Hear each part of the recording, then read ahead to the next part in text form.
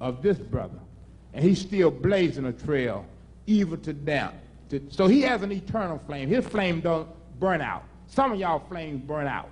His flame is still strong. Let us all get on our feet, please, and let's give a warm round of applause to a great hero, all the way from Guinea, all the way from the mother country, our brother, our friend, Brother Kwame Ture.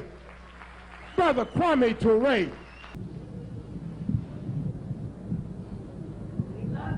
Thank you. Thank you. Thank you.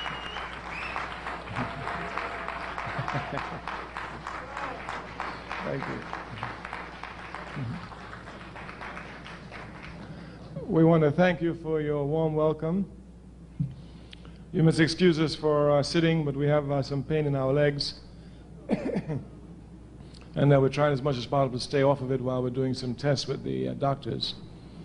Of course, the All-African People's Revolutionary Party is always happy to be with the United African Movement.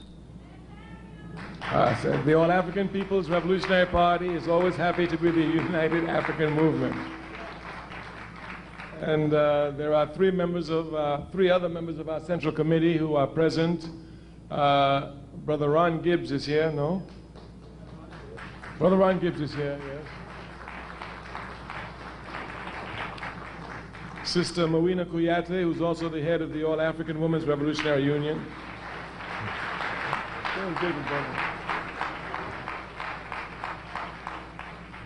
And of course, we're always proud of our living history. This brother who was come through many struggles was the chair of the Black Panther Party in New York during the rough times, and since joined the All-African People's Revolutionary Party. I've had the honor of working with him for almost 30 years, a member of our Central Committee, the youngest member, David Brothers.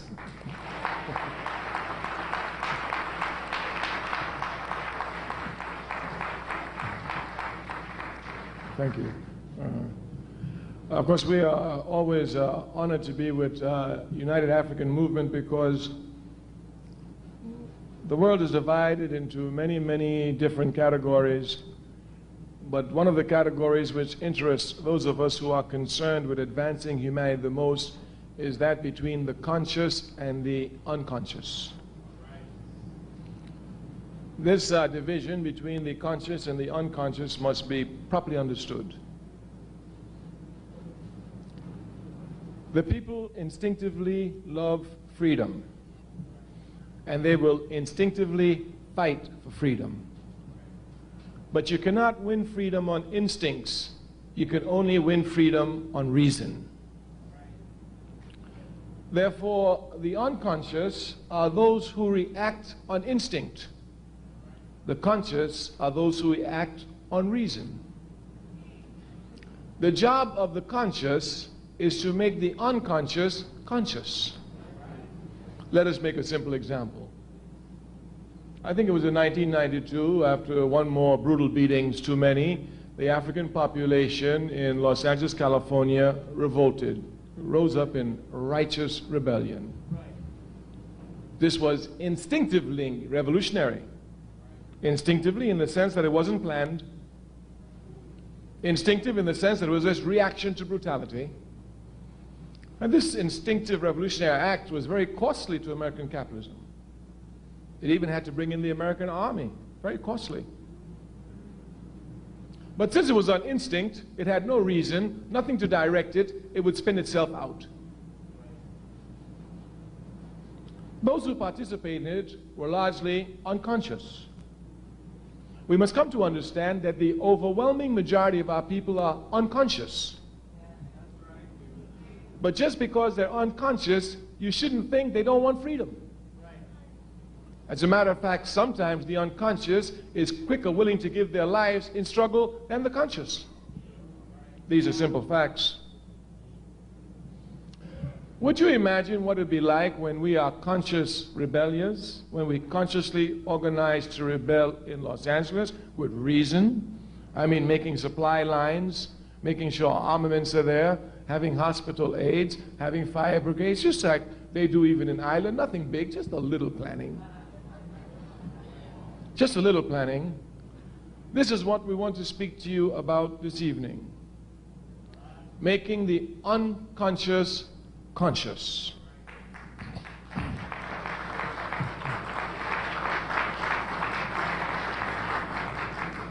Now, we must say from the very beginning, the only, underline the word only, the only route to consciousness is through struggle. Now, for example, we've shown you the unconscious struggle. Those who rose up in righteous rebellion against the state police in Los Angeles, they were consciously involved in struggle. They were involved in struggle, unconscious, but involved in struggle. The conscious must understand precisely what their task is, and we've said this 2 years ago here, we repeat it. Ours is not to teach the people to be conscious, but to make them conscious of their unconscious behavior.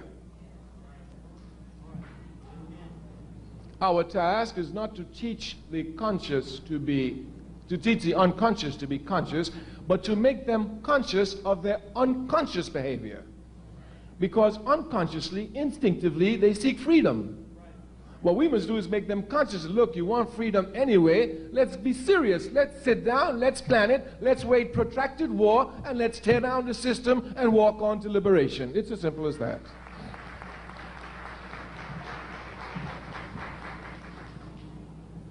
This aspect of the unconscious becoming conscious is linked to mobilization and organization, something we mentioned last year. We must make clear distinctions between mobilizers and organizers. To be an organizer, you must be a mobilizer. But being a mobilizer doesn't make you an organizer. Much confusion is to be found here. Malcolm X was a great mobilizer. He was a great organizer. Martin Luther King was a great mobilizer. He was not a great organizer. These facts can be easily seen from King and Malcolm. When Malcolm went to a place, he left a mosque. When King went to demonstrations, he broke down desegregation and he moved on. As a matter of fact, King was not concerned with organization to the point that even though he was the most popular Baptist preacher in America, without the shadow of a doubt, and probably, beyond the shadow of a doubt, the most loved, he could not become president of the National Baptist Convention. Yeah, so many of them. The National Baptist Convention. As a matter of fact, if my memory serves me correctly now, and I remember it was Muhammad Speaks that carried the article on the front page in 1964, when King tried to become president of the National Baptist Convention. There was so much confusion there that a minister was actually pushed off the stage and died in the struggle. Yeah. And of course, King lost. The man who won was a reactionary man by the name of Jackson. He never did nothing for the people, never cared about the people, just was a pork chop minister who used their money to put gas in his big Cadillac. But he was organized. But he was organized. We say that we must come to know the difference between mobilization and organization because the enemy will use mobilization to demobilize us. Mobilization is very easy, very, very easy. Because since we're people who are instinctively ready to respond against acts of injustice, anytime there's one little act of injustice, we can blow it up and we'll find people who come and make some mass demonstration around it. Miss Sally lost her job. Let's rally. She will get her job back. People will come and rally. So-and-so got kicked out of school because the teacher's unjust. The people will come and rally. They will come to rally at issues. And this is what mobilization does. It mobilizes people around issues. Those of us who are revolutionary are not concerned with issues. We're concerned with the system. The difference must be properly understood. The difference must be properly understood. Mobilization usually leads for reform action, not to revolutionary action. If we would look scientifically at the October 16 million and more march, we would see clearly that this was a mobilized event, not an organized event. We must know clearly the difference between mobilization and organization. One of the characteristics of mobilization is that it is temporary. Organization is permanent and eternal. Clear differences must be made because the unconscious can usually be captured easily around one-issue items, around mobilization items, but it's hard to catch them around organization. But these unconscious must be brought to organization. We must transform mobilization to organization. We say the enemy will come and use mobilization to demobilize us.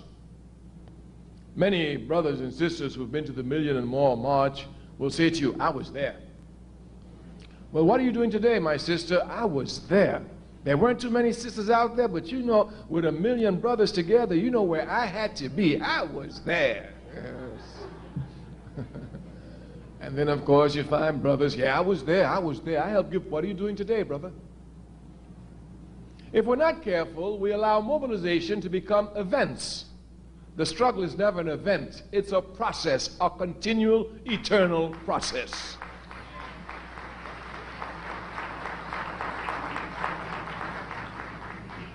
We say it is our job to use mobilization to drive us to organization. You know our theme is organization. We want power. We don't want money. We don't want fame. We don't want fortune. We don't want popularity. We want power. Power.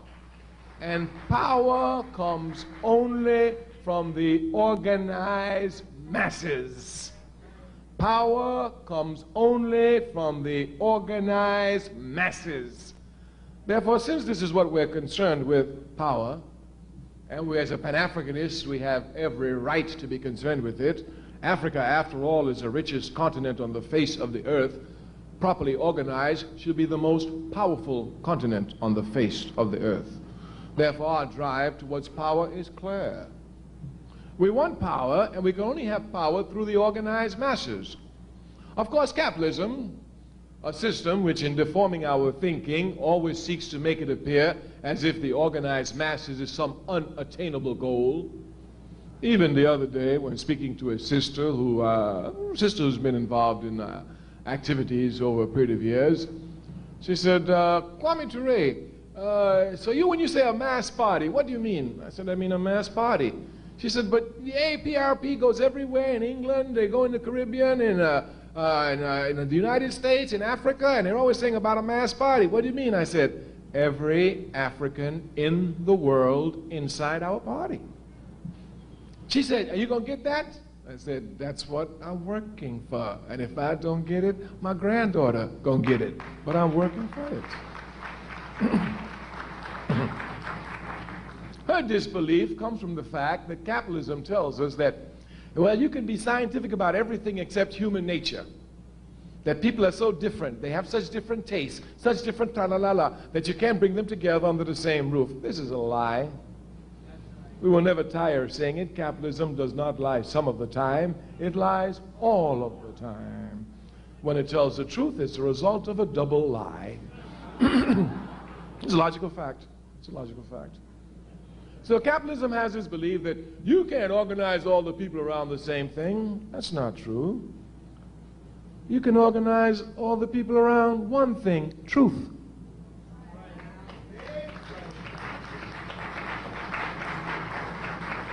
Now, what capitalism will try to make it appear as if the truth is not one truth, but anybody can have the truth. This is stupidity. Nobody's born with the truth inside of them. If they were, they wouldn't need to live. We come to know the truth from outside of us. Some people think that they know the truth because they were born to know the truth. That's a lie. You know the truth from constant struggle against lies. That's how you know the truth. Constant struggle against lies. For example, they try to make it appear as if we Africans will not arrive at uniting ourselves even the question around our identity. Well, you may call some of them Africans, but some call themselves black, some still call themselves colored, that's fact, they do that. But this is because they've been miseducated by a system which seeks to keep us divided, and this is the truth. This is the truth. Obviously, we cannot be, all of us, so many different things. We must be one thing. Of course, for our party, there's no question. As for the United African Movement, we're Africans. End of discussion. End of discussion. This struggle is not an easy struggle. The struggle to go from Negro to black was a difficult struggle. Capitalism did everything to roll it back. Even had us confused. I'm not black, look at me, I'm brown colored. Yes. I'm not black, I got Indian blood in me. Oh. What nonsense they didn't have us say just to run away from the truth. We told them then, it is more difficult to go from Negro to black than it is to go from black to African. Many people criticized us for our efforts. Oh, in the 1970s, we had our last press conference. We said, we're going to put the word Africans on the lip of every African in America, and we're not going to use the capitalist media press. And we have done it, and we have not used the capitalist media press.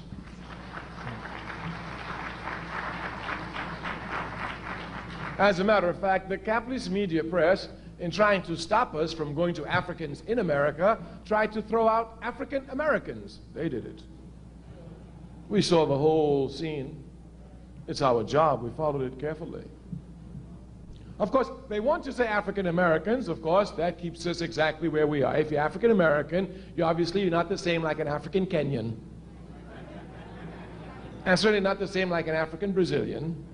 And certainly not the same like an African Trinidadian, etc., etc., etc. But once you're just African, ain't no question. Ain't no question.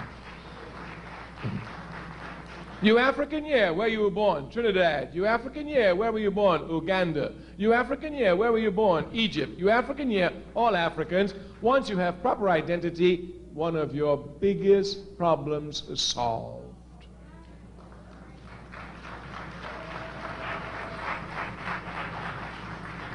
Because a people must know their national interest.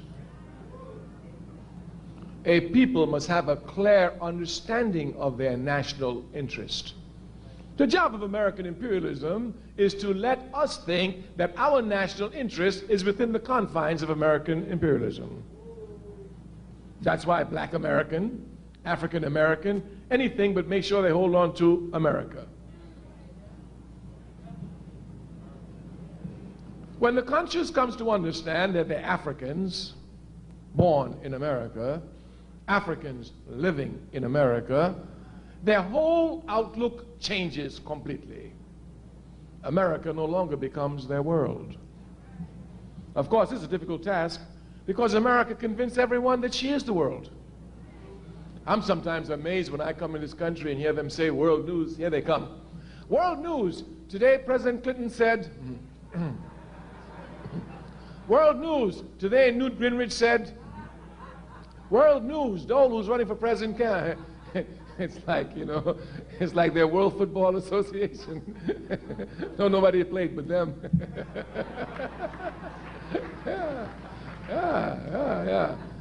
So the first conscious act in organizing our people is to let them know who they are. If you think you're an American, you will fight to protect the interests of capitalist America. If you know you ain't no American, you fight to destroy every aspect of American capitalism.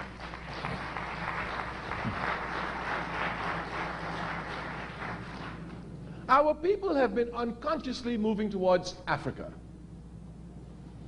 You know, I am very fortunate. I spend a lot of time with our people, and I always stay with the poor. I stay with the poor because the poor, they are pure. I mean, the poor will fight and give their lives for positions which they're incapable of occupying. They shock me sometimes with their naivety and their honesty. No wonder they can so easily be exploited.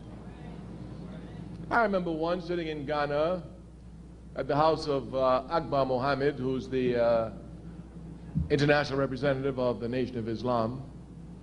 And there was a lot of people in the house, so I walked outside in the gate, and I sat down. There's a little kennel there, and a concrete. I sat down by the kennel. The gardener next door came and sat down next to me. We began talking. So we talked naturally about Ghana. So we talked about Ghana, we talked about Nkrumah. So after a while he said, were you born in Ghana? Are you Ghanaian? I said, no, I wasn't born in Ghana. I just live in Guinea. He said, but you know a lot about Ghana. I said, well, yeah, I did a lot of study of the Ghana Revolution. I didn't tell him that I was the political secretary of Kwame Nkrumah when Nkrumah was co-president in Guinea. I didn't even tell him who I was. You know, Kwame Ture meant nothing to him, just another name. After talking with the man for about half an hour, you know what the man said to me? He doesn't even know me now. He said, you know what? He said, listen, I only went to 3rd standard. That's like about 3rd grade. He said, I don't have no education, but people like me, we could fight and put people like you in power, and you'll help us. Yes. I've seen it everywhere. In the South, I used to see people die for positions they couldn't occupy. As a matter of fact, people who couldn't get to the university died so students who had the ability could get to university. People who couldn't vote died for people to become mayors.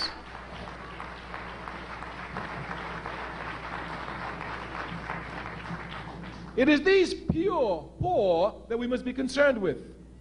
These are the ones we must organize. These are the real makers of history. Forget the ones who are always talking and doing nothing. Get the poor, the pure. Watch their movements. The instincts are always correct. Our people have been unconsciously moving more and more towards Africa. Of that there isn't the slightest question. I saw it years ago. In the mid-1970s, I was going through Mississippi. I'd spent the 60s there and visited a sister whom I knew was very active in the movement. She'd now been married and had a child. So the husband and her were very excited. They wanted to show me the child, as any parents would be. And of course, me too, I was excited because I knew it was a little girl. I wanted to see my granddaughter, if you will. So when she came, I held the door. I said, what's the name? She said, Adjola. I said, Adjola? She said, yes. I said, what does it mean? She said, I don't know, I just made it up. Does it sound African? This was in the mid-1970s in Mississippi. I remember in the 1970s, late 1970s, I saw a young man. He was wearing a red, black, and green jacket.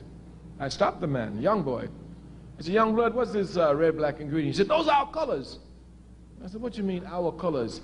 He said, man, these are our colors. You don't know our colors? I said, no, what you mean, our colors? He said, man, red for blood, green for the lamb, black for us. You don't know this? I said, no, I don't know this. He said, man, where you coming from? He started to walk away. I said, brother, have you ever heard of a man called Marcus Garvey? He said, Marcus Garvey, who is he? I said, he the one who gave you the colors.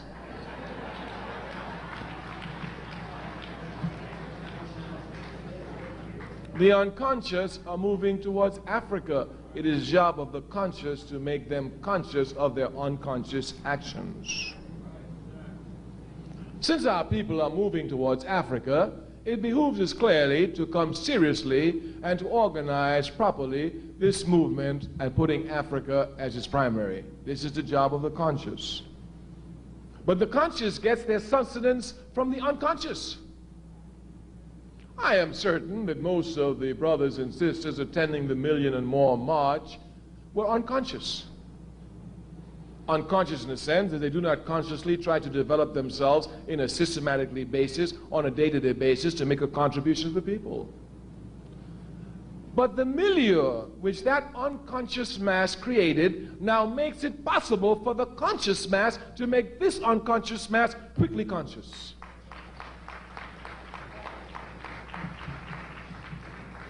Quickly conscious, and this is our task. I had the honor, when working for the Student Nonviolent Coordinating Committee in 1968 in Washington, D.C., after having served as 1 year as the chair of the organization, of being with the SNCC team that helped develop the first Black United Front in this country. It came out of Washington, D.C. It was well organized. After leaving for Africa, and much confusion, mainly with the infusion of money into the Black United Front, the front fell apart. Moving to the All-African People's Revolutionary Party, we have done everything in our possibility to create an African United Front. What do we mean by an African United Front? We are saying that those organizations which are politically on the front lines fighting for our people, like the NAACP, like the Urban League, like the Nation of Islam, etc., should come together and form a united front. This united front is a very simple thing now, a very simple task. All it means is that we come together and have common meetings. And if we hear one attacking the other newspaper, we don't respond to the newspaper, we telephone each other and ask them. Our party's been doing much work on this. Because we're among comrades who work, we will give you some of our files, which is not made public. Only here are we doing so. The Nation of Islam was an observer at the Washington, D.C. Black United Front. Although invited to join, they felt that at that time they wanted to observe. They were allowed full participation except voting, which they themselves accepted as observers. That is, they could fully participate in every level of the discussion. When the United Front broke up, the All-African People's Revolutionary Party quickly moved to put together a united front. We had brought together Mr. Roy Wilkins, who was alive at that time. This was in 1972. Vernon Jordan. Who was before Vernon Jordan? The one who died in Africa. Whitney Young. No, it was, I'm sorry, Whitney Young had died, it's correct. It was Vernon Jordan. Vernon Jordan was then at the Urban League. Of course, the Honorable Elijah Muhammad was alive, and he was sending Honorable Minister Louis Farrakhan as his representative. Jesse Jackson was representing PUSH. Dorothy Height, the National Council of Negro Women. Reverend Abernathy, the Southern Christian Leadership Conference. Ines Corps, and we represented the All-African People's Revolutionary Party. My brothers and sisters, I'll tell you the truth. You must never get discouraged in struggle. You will build something and the enemy will knock it down, and you'll have to start from zero. But as we say in our party, we're starting from a higher qualified zero. You must never be discouraged in struggle. As a matter of fact, the easiest way for the enemy to take you out is to make you frustrated and disgusted. Oh, I went to that meeting, they ain't doing nothing, I ain't got no time for them, until they get serious, I ain't going there. What you doing? I ain't doing nothing. And they really think that they're intelligent. They think they've made a great statement. So you must not be discouraged, but the enemy's job is to discourage us. We did a lot of work trying to get that meeting together, a lot of work. A lot of work. And because of a Zionist plot, they wrecked the entire meeting in 48 hours. The meeting was wrecked, but we were not. And we are revolutionaries. You knock it down, we're coming back stronger.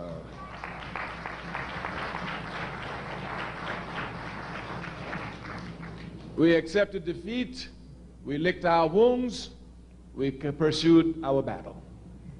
We continued with this aspect of it. During that time, the Honorable Elijah Muhammad passed. Before his death, you know, death has robbed me of so many things in life. It really has, really has. The most recent one was I have a brother who's in jail in Florida for killing a white policeman. This brother has been isolated in jail. Nobody writes him, so he has a lot of problems. And his father and I knew each other from struggling days back in the 60s in Dayton. Asked me to write him. I wrote him. So you know when brothers are in jail, they ain't got nothing to do. So he writes me a letter every day. And I respond to all his letters because he's in jail, you know. And last year, when speaking on telephone, I told him I think I have everything careful. I'm going to speak to Bill Kunstler, and I'm sure Bill Kunstler will look at the case. In March of last year, I had lunch with Bill Kunstler and, in New York here, and Bill Kunstler agreed to take the case. And he said, but you know, I'm just a little bit busy now. Give me about 2 or 3 months, and then send me a letter, and I'll pick up the case. So I waited 2 or 3 months, and when I wrote the letter, before the letter arrived, Kunstler was dead.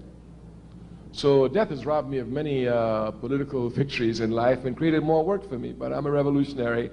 I accept it because I know my death is going to create a lot of work for others.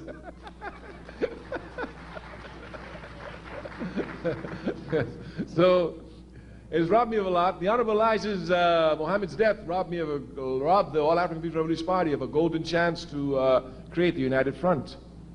Of course, you know, when the Nation of Islam came up, there was first Wallace Dean Muhammad, the son of the Honorable Elijah Muhammad, and then, you know, there was a little discussion, and finally Minister Louis Farrakhan decided to return with the original theories and actions of the Honorable Elijah Muhammad. But Mr. Louis Farrakhan first came out, of course. Now let's let you know, I've known Minister Louis Farrakhan for over 30 years and worked with him for over 30 years. Of course, we're not in the press all the time, but we're in contact all the time. And Minister Louis Farrakhan and I discussed much, step by step. Of course, the only thing I had in my mind was the African United Front. That's all I want. And Minister Farrakhan said, okay, he sees it, he understands it, but he needs to get a little bit stronger. Fine. In 1982, our party made an assessment, and we said, okay, the Nation of Islam is strong enough now to do the work for the African United Front. We cannot do it the All-African People's Revolutionary Party because from the time they see us, we tell them we're revolutionary, we're socialists, we ain't bending, we're anti-Zionists, you can do what you want, that's your problem.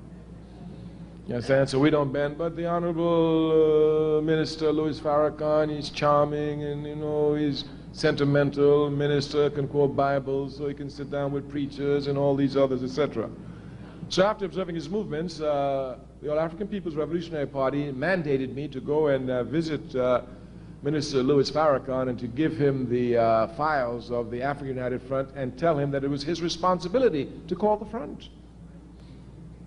Of course, it was a task that I enjoyed undertaking. I hadn't seen him in some time, and I had a beautiful day. We spent the entire day at his house there in Chicago. You know, he just separated from Dean Wallace Muhammad, and his force had been coming back. And I took for him some old copies of Muhammad Speaks. Now, if you look at the old copies of Muhammad Speaks, every middle page that you open had two black hands reaching across the oceans calling for a united front. Every issue of Muhammad Speaks. We must know our history, and we will never be ungrateful to those who taught us. The Honorable Elijah Muhammad has taught me an awful lot, and I know he's taught our people an awful lot, and for that alone, I'll be forever grateful to him.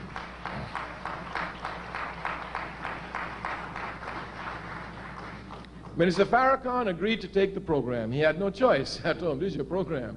This is what your leader says you're supposed to do. He ain't my leader, he's your leader. And you say you're following his footsteps, you know, and he was getting ready to do it. He didn't do it. Here's your chance. You're supposed to do what he didn't do, you know. So, of course, Farrakhan had no choice. He had to accept it. We were well prepared. Everything was in proper order to have, finally, once again, our African United Front. By when was Jesse first talking about running for president? It was 1984. 83 was announced. When did Farrakhan make the alliance with it? November 83. So by 82, I left. I went back to Africa. Everything was moving. I was in contact with Minister Farrakhan. Our party people were in contact, feeding us step by step. I came back in early 1983. I met with Minister Farrakhan. I explained to him precisely the steps that we thought we could help in bringing the African United Front together. After some time, he asked that we have a meeting late in the year, probably around September, October. I'm telling the truth exactly what was said at the meeting. Minister Farrakhan said to me, he said, at that time, Jesse Jackson had declared he was going to run for presidency, and he was under a lot of threats, you know. And I certainly thought that some crazy whitey was going to pop him, you know. But I have no problem with it. My life is on the line all the time. I put my life on the line for one thing. You put your life on the line for another thing. I ain't got no problem with it. You know, so Minister Louis Farrakhan came to see me. He said, you know, and he's very clever, Minister Farrakhan. He's very clever. When he's already wants to soften up, he comes, he always plays that violin for you. Oh, Brother Kwame, you're my younger brother. But you know, you are so profound in political analysis. You surpass us all, that even though I am your older brother, I must come and seek advice from you. He's rough, you know, he's rough on that violin. He sings some sweet songs on that violin. So, of course, after seeking my advice, he came to seek my advice. He said, I want to make a decision. I said, what's that decision? He said, I want to put the FOI at the disposition of Jesse Jackson to protect him. I said, well, if you want to do that, that's your decision. He said, well, you don't seem enthusiastic about it. I said, well, I'm not. He said, well, Jesse Jackson might get killed. I said, he probably will get killed. He said, don't you think we need to protect him? I said, that's your decision. It's your FOI. You know, he said, So now he saw that it was getting serious. He said, you know, he's clever. Because he'll switch on you fast. You know, if you don't switch with him, you'll be in back gear while he's in front gear. You're already saying yes when you thought you were saying no. Yeah, he's rough. He said, well, I bet if you were being hounded and attacked by people, you'd want the FOI to protect you.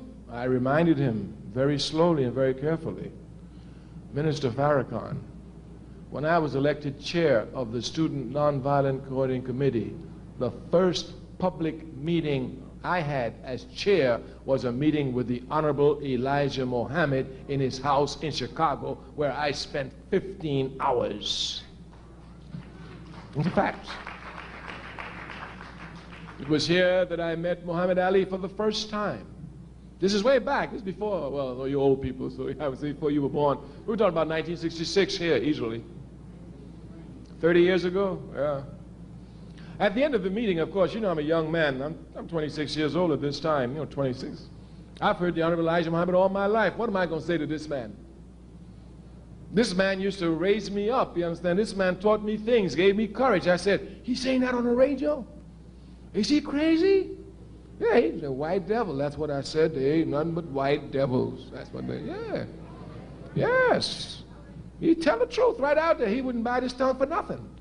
You know, and I reminded Honorable Elijah, the Minister Farrakhan, I said, at the end of the day, the Honorable Elijah Muhammad looked at me. I was sitting directly across from his table. He said, son, he said, the devil wants you. I said, yes, sir. He said, son, the devil is out to get you. I said, yes, sir.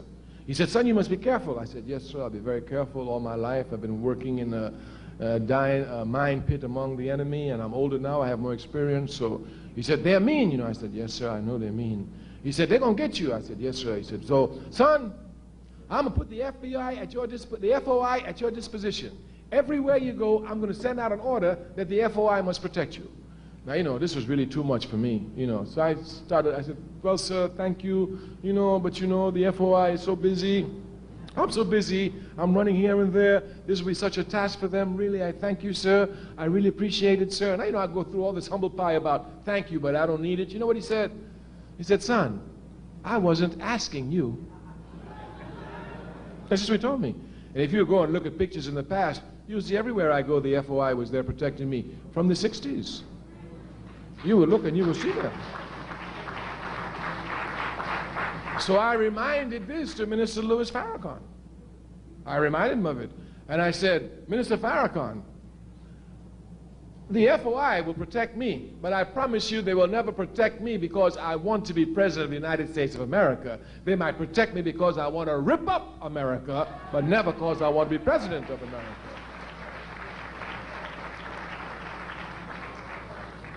Well, he saw that his clever trick didn't go so well.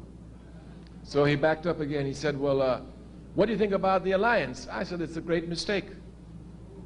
He said, why? I said, because Jesse Jackson is a Democrat first and foremost. The Democratic Party jumps to the tunes of the Zionists.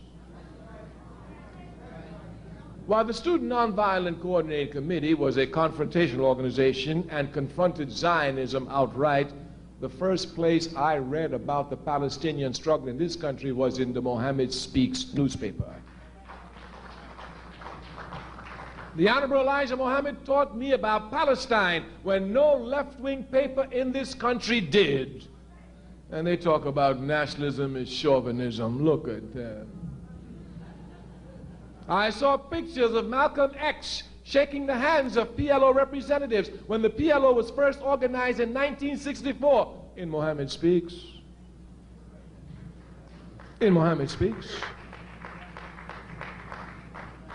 Therefore I told him, I said, the Zionists, they hate us, but they know you the first. So what I'm worried about is when they spoil the union and it splits. You understand? Which side of the fence you gonna be on? Because I know Jesse gonna be with the Zionists. Because that's the Democratic Party. I'm just brutally honest with you. I'm telling you exactly what was said between us. We had a very frank discussion. After that discussion, I told him, what about the African United Front? He said, it's still good. Of course, me, myself, I knew with the thing with Jesse, it was problems. But in spite of obstacles, you must do your work. In spite of obstacles, you must persevere. I said, well, I want you to meet John Jacobs of the Urban League. He said, I've never met him. I said, I'd like you to meet him. He said, you could arrange a meeting? Will he meet with me? I said, yeah, I can arrange a meeting. He'll meet with you. I arranged a meeting at Johnny Jacobs' office here in New York, in Manhattan. The first time they met each other, I just sat in the background, talk. So well did our meeting go that Minister Louis Farrakhan and Johnny Jacobs signed a letter that day issuing a call for a united front among the political organizations in this country. We have it in our files. When the time comes, we will demonstrate this. The Urban League has a copy, Farrakhan has a copy, and Major Hatcher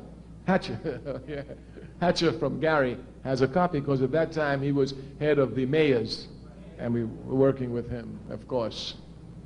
I went back to Africa.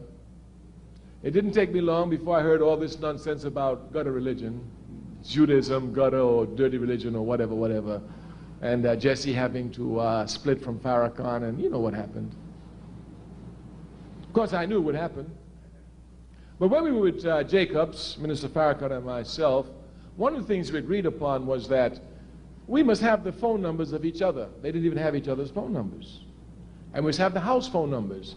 So that when we hear something on the radio that Farrakhan said this about Jacobs, before Jacobs attacks Farrakhan, Jacob will call Farrakhan and see if what the paper says is true.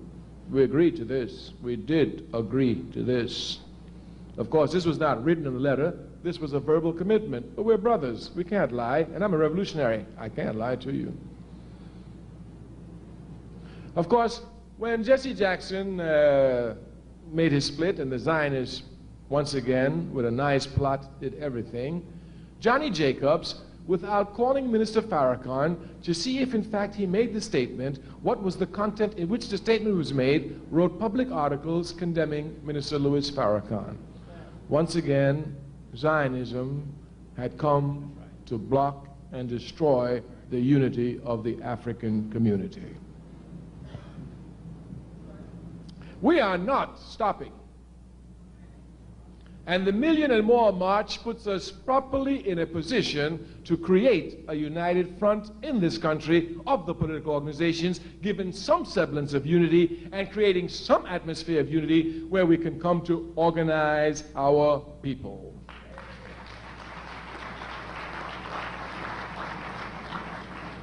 I must tell you, the major enemy to our unity is Zionism.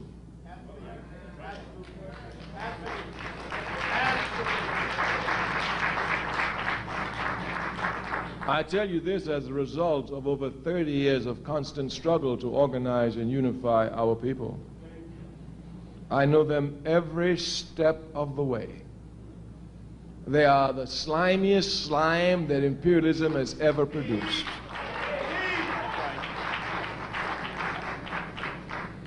They will do everything to keep us divided, want to run our own concepts for us, teach us. They fight to teach our children. Isn't that nice of them? Quite liberal. Quite liberal. Their job is to keep us enslaved. Their job is to control us. So that while controlling us, American imperialism and the right wing and the racist wing will be venting all their rage on us and on nobody else. But we who are determined see victory even in death.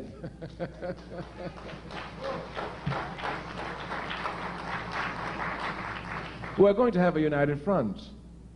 Our party, the All African People's Revolutionary Party, has decided to direct its attention for the next 3 years into two major areas. In the 1960s, when COINTELPRO broke down and destroyed many organizations, and they did, they also destroyed coordination between organizations. Thus today there is no coordination between organizations, and people come to think that the struggle in America is not like it was in the 60s. Why? America is more ripe for revolution today than it was in the 60s. The people are more politically conscious. The conditions are worse. When you have falling conditions and rising consciousness, you've got to have an explosion. You've got to have it. Either it will be instinct, which will be revolt, or either it'll be reasoned and organized, which will be revolution. But you can be sure you're going to have an explosion. We say that people's consciousness are rising more and more. Even movements that we never thought about in the 60s, like the women's movement, the ecology movement, they are spreading everywhere. The right wing in this country has made a proper shift. It no longer sees minorities as their major enemy, nor the left wing. It sees the U.S. government as their major enemy. America is more ripe for revolution today than ever before. Africans have a particular responsibility here to the struggles of their people and to their future generations in directing this struggle to be nothing other than a revolutionary struggle. I mean this in every sense of the word. If you look throughout history, as a matter of fact, 2 days ago I was in Ohio, and a journalist asked me, what do you think is the greatest contribution that the Africans have made to America? I said, help to civilize it. It's a fact. It's a fact. I know who I am. I know I'm equal to everybody else. They don't know it. They're the ones who have to be taught it, not me. Not me. So consequently, our job is to civilize America. If you look, this is exactly what we've been doing. Everywhere you see struggles for justice, you will see Africans out front, the first to die every time, in every battle. I mean, even go back to the American Revolution, Crispus Attucks. We're first to die. Instead of fighting with the Indians and joining up with the Indians and whooping George Washington. That's what he should have done. And that's why we must rectify the error today. Of course, Chinese say if you make an error, you know it's an error, you don't correct the error, you've made your second error.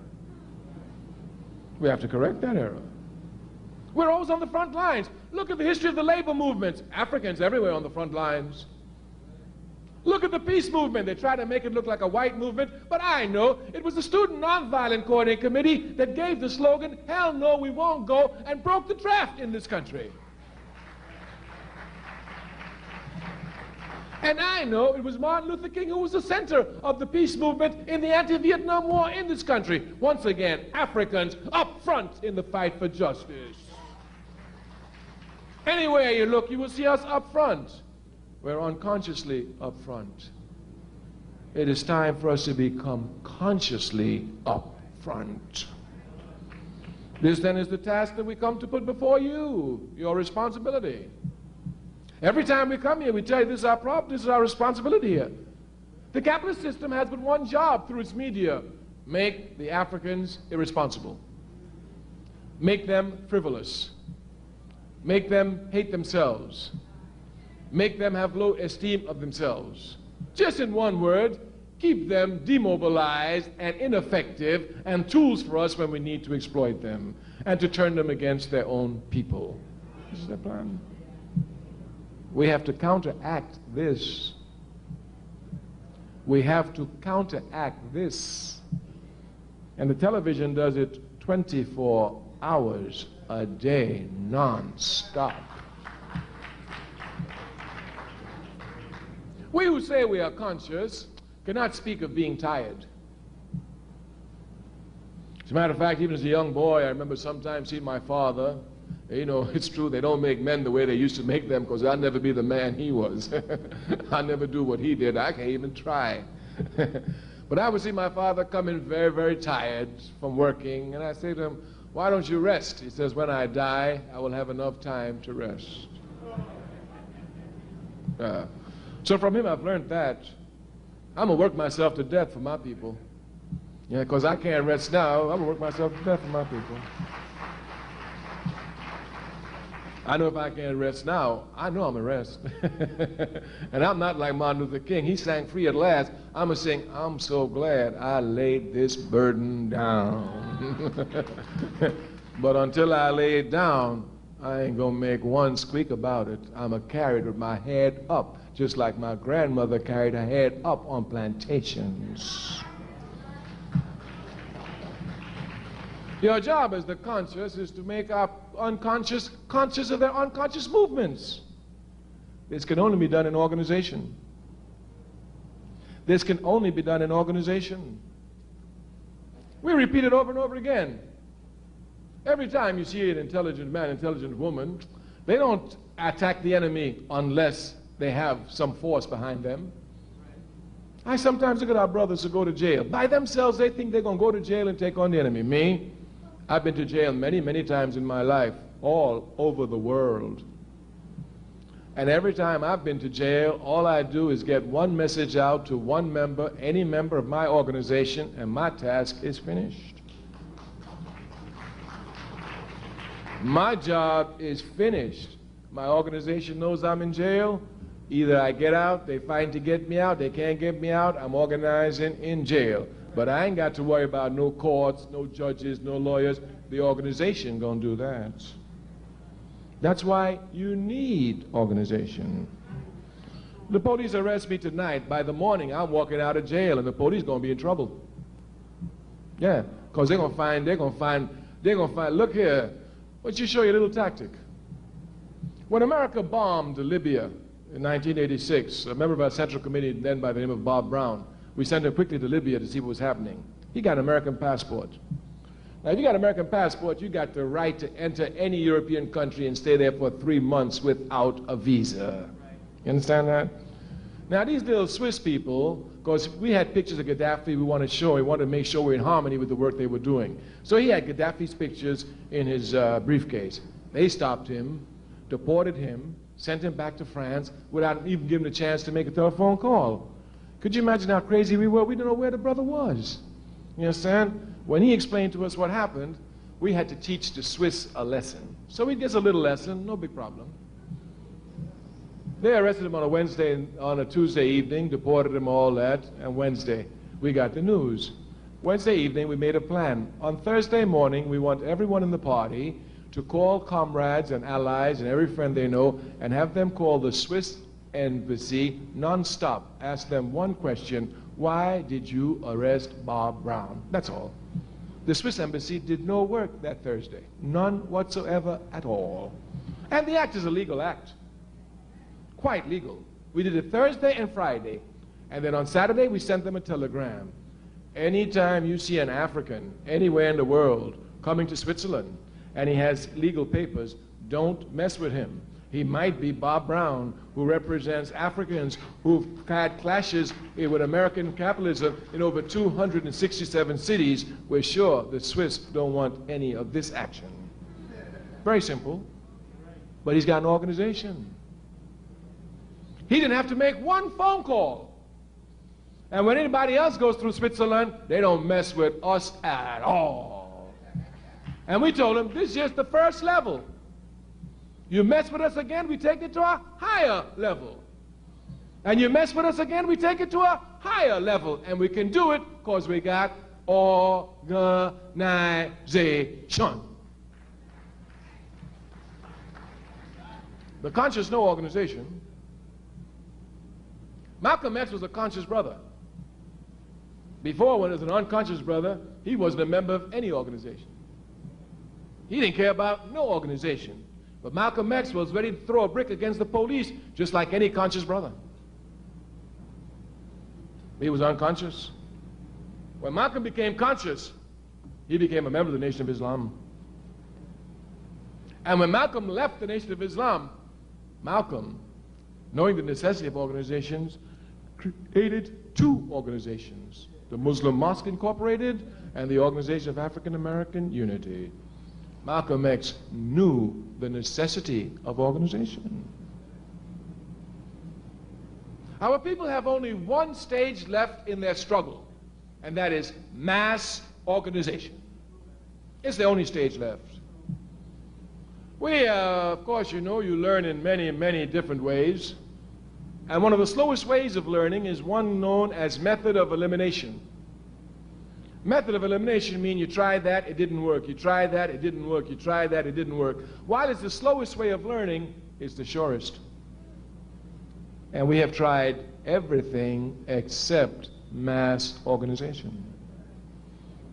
The 5th Pan-African Congress, held in 1945, called on Africans all over the world to have mass movements. You know, Africa, as she's held in racism today all over the world, even Africans do not know the contributions which Africa has made to world civilization in the past, or which she continues to make in the present. One of Africa's great contributions to world revolutionary movements is the mass party. We have a mass character to our struggle. In 1945, at the 5th Pan-African Congress, the delegates there issued a resolution. They said, we are in the final confrontation with colonialism and racism.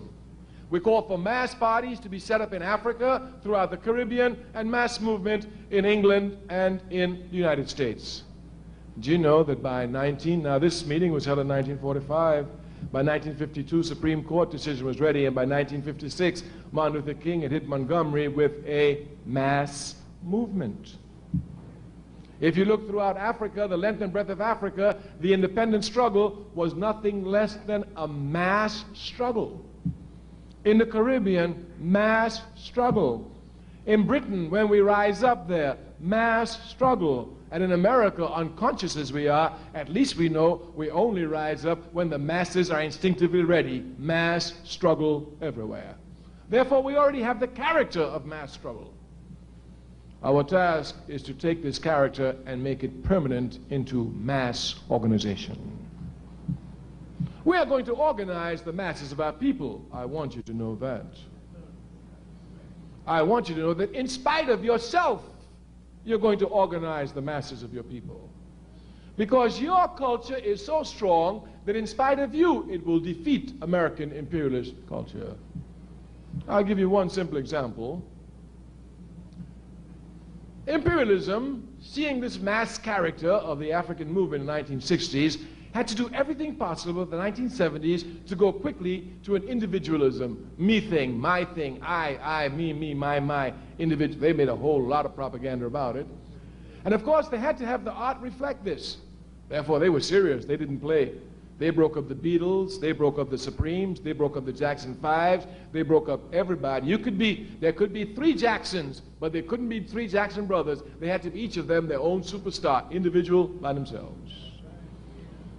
This was to reflect this individual culture so that it would see, oh yeah, everybody's superstar, so this communal thing ain't going. I guess we all got to be superstars, and everybody trying to be a superstar.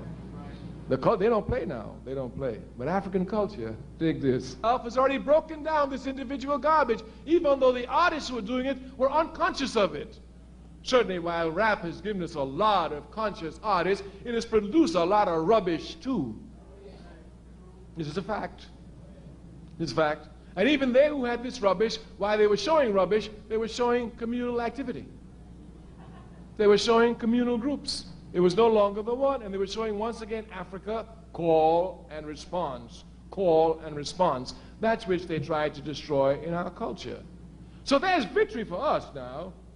I want you to know we're going to win in spite of ourselves.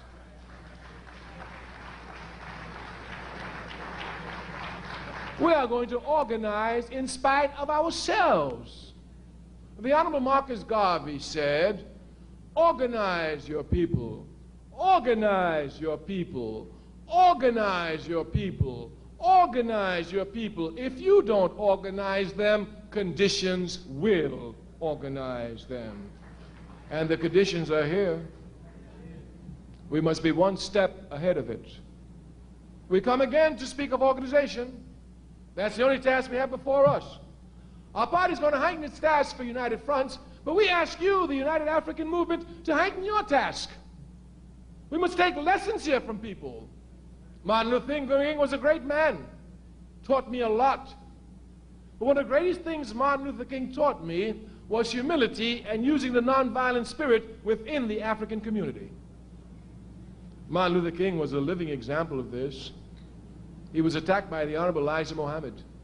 He was attacked by Malcolm X. He was attacked by Minister Louis Farrakhan. He was attacked by Roy Wilkins. He was attacked by Whitney Young. He was attacked by the Student Nonviolent Coordinating Committee. I myself attacked him. But Dr. King never attacked any of us. Never. Never. Malcolm X recognized this error. When he came back to form the Organization of African American Unity, he said, "I've said a lot of mean and evil things about a lot of people. I hope they can forgive me. I made an error. I want us to work in a spirit of unity and harmony, and we must do this." The masses have demonstrated to us by the million or more march that they want unity. That's the message they sent. This is the message the unconscious sends to the conscious, and they do this unconsciously. Therefore, we have a responsibility to do this. The United African Movement must come and make serious moves to bring a united front of all the political organizations fighting for the people in New York City.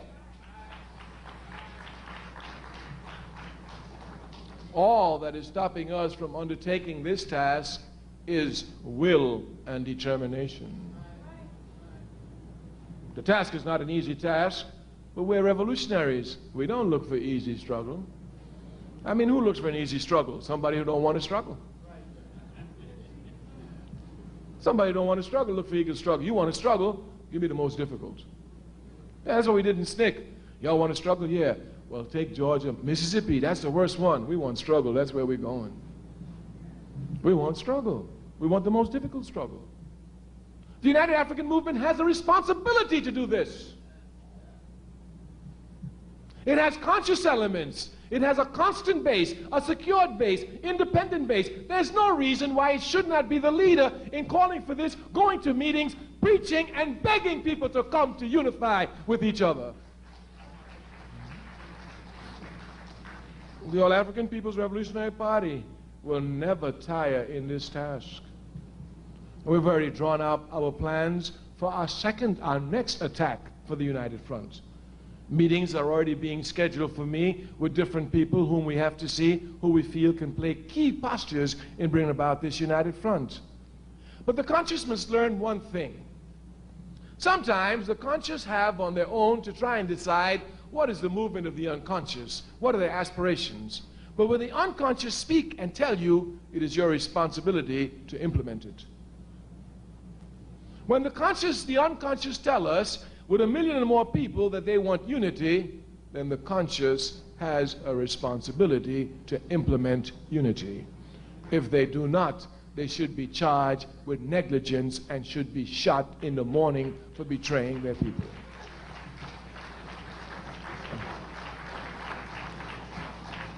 Some people think traitors are those who do something against the movement.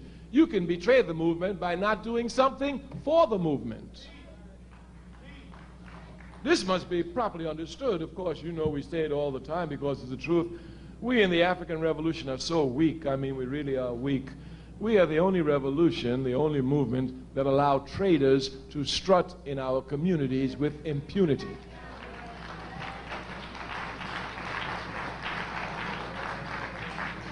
It is a level of weakness. The one that pains me the most, especially one who's always on the front lines, is that we have to leave our wounded on the battlefield to be picked by vultures. We have prisoners of wars in prisons in America all over, and we cannot even support their families, and they're in jail for us. These are facts. These are facts.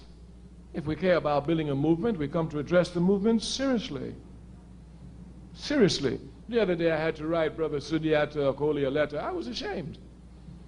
I was ashamed. We haven't even done anything for his family. Any liberation movement, you're a fighter, you get wounded, the first thing the liberation movement do is come to support the family. This is how weak we are, but we ain't gonna be weak always.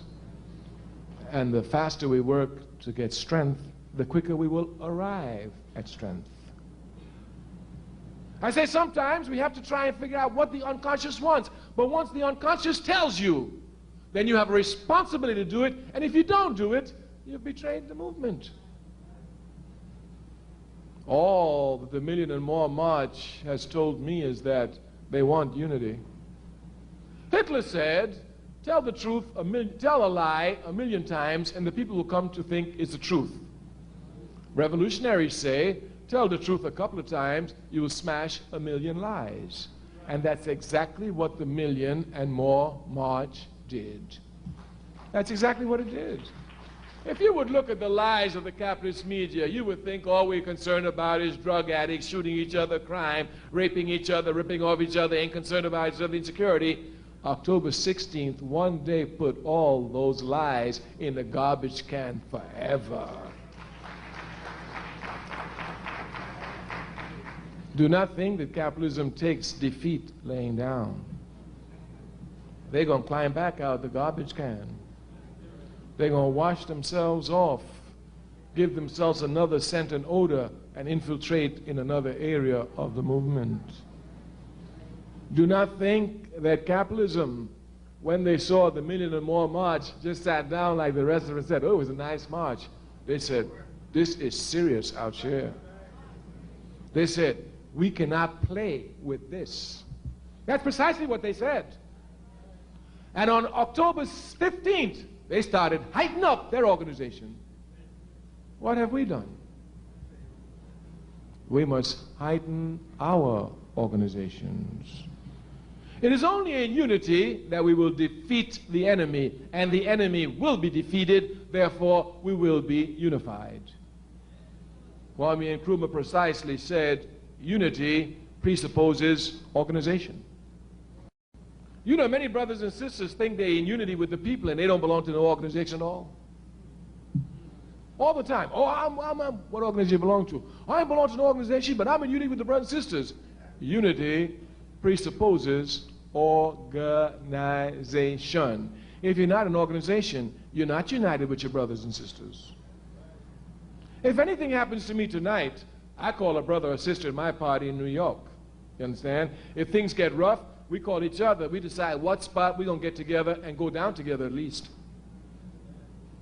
But if you're in unity with the people and you don't know who to call, who to turn to, you understand? What is that unity other than an illusion?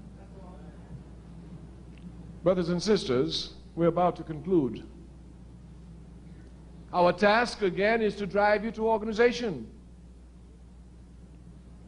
As a young man, I came to understand the necessity of organization. Malcolm X helped me to see it greatly. When Malcolm X left the Nation of Islam, there was great competition between young groups to pull him. The RAM, the Revolutionary Action Movement, then headed up by a brother known as Max Stanford, now known as Ahmed Mohammed, was fighting to get him. The Student Nonviolent Committee was fighting to get him.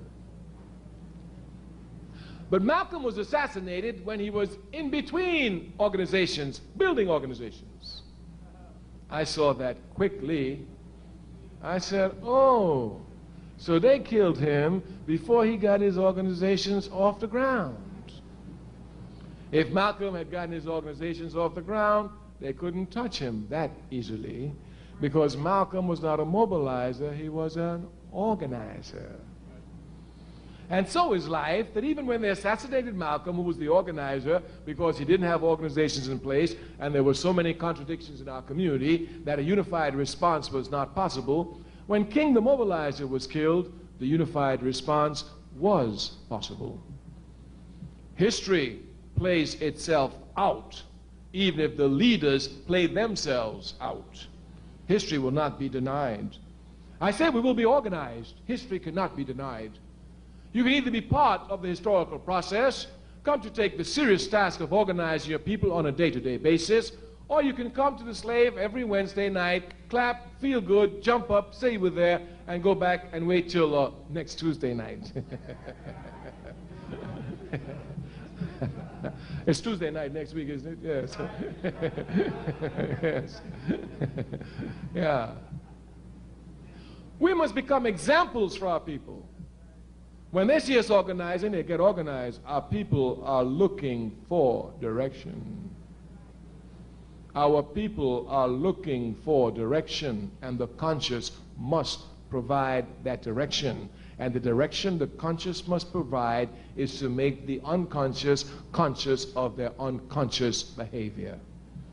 So no master plan is necessary here, none whatsoever. The people are looking for unity. Let's give them unity in united fronts. The people are looking for power. Let's give them organization. The masses want unity. Let's move from mass mobilization to mass organization. We of the All-African People's Revolutionary Party, always honored to come amongst you of the United African Movement. When we come amongst you, we can talk about things that we can't talk on other levels because the level of consciousness is not the same.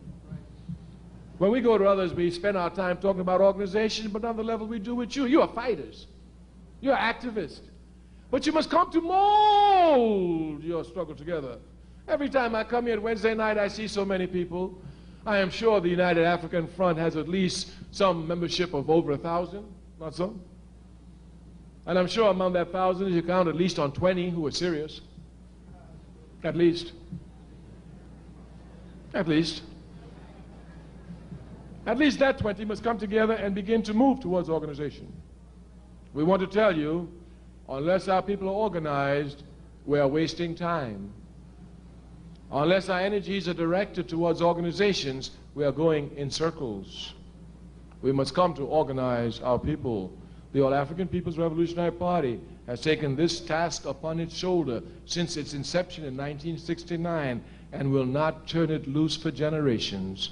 We intend to organize Africans in Africa, Africans in the Caribbean, Africans in South and Central America, Africans in the United States of America, Africans in Canada, Africans in Europe, Africans in Africa into one organization. This is our vision. This is our work.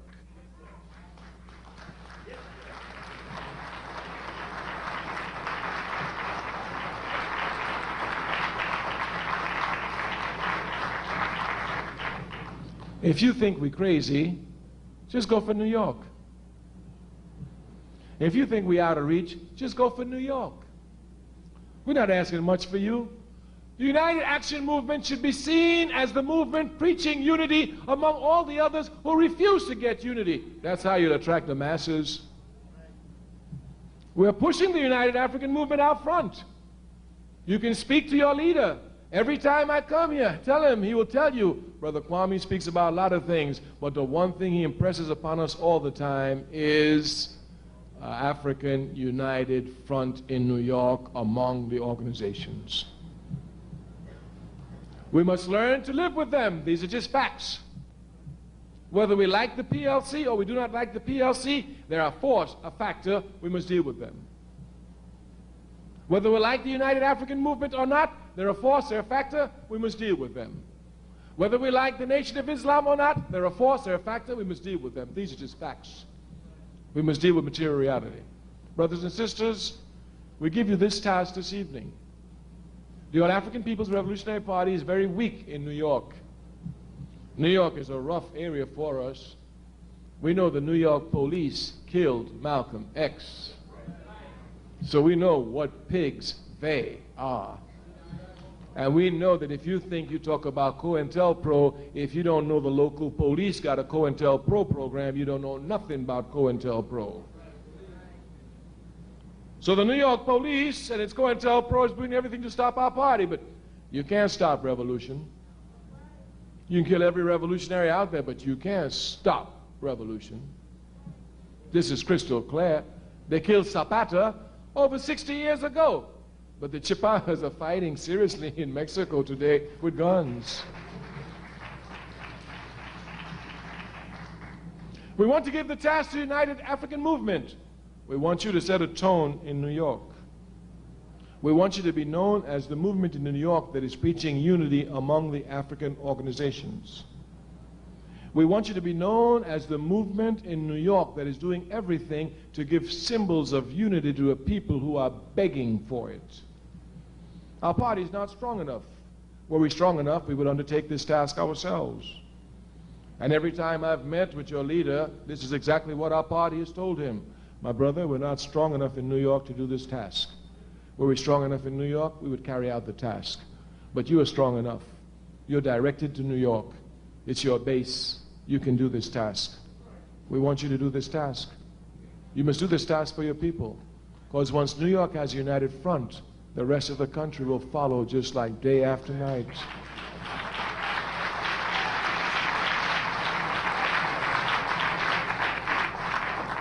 And once our people have a united front, Organizing the masses is a very simple task because all the organizations now have joint efforts in organizing the masses. So, for example, in New York, we could have a rally with the Nation of Islam, the NAACP, the UAMC, the PLC, and bring them all together, and at the meeting, just ask everybody there to join one of these organizations. But we must have this united front. We promise you that we of the All-African People's Revolutionary Party will never tire. Zionism, we are going to take them on a slow march to protracted death, but they're not going to stop us from uniting our people. No force on earth can do that. Zionism, we will never compromise with them. We're revolutionaries. We're Kwame Ture, and Nkrumah teaches us any compromise of principle is an abandonment of principle. We are revolutionaries. We live by principle. We will never compromise with it. We will fight it until it is destroyed because we know it is the major obstacle to unity of our people throughout the world and here in the United States of America. We give you one last statement on Zionism because sometimes people think that we're just talking and attacking Zionism because we have some special hatred of it. No, no, no, no. The special hatred that they have got, they have earned every bit of it. Every bit of it. It is only when we come strong enough to move around the organizations which are dependent upon Zionist funds, which are controlled by Zionist forces. Once we become strong enough, the Zionists themselves will send them to join our united front to find out what's happening. We must have a united front. Our party will not stop. We will continue. Already next week we have meetings with people all over the country to bring this united front into being. We ask the United African Movement to give us the example here in New York. Thank you. Ready for the revolution.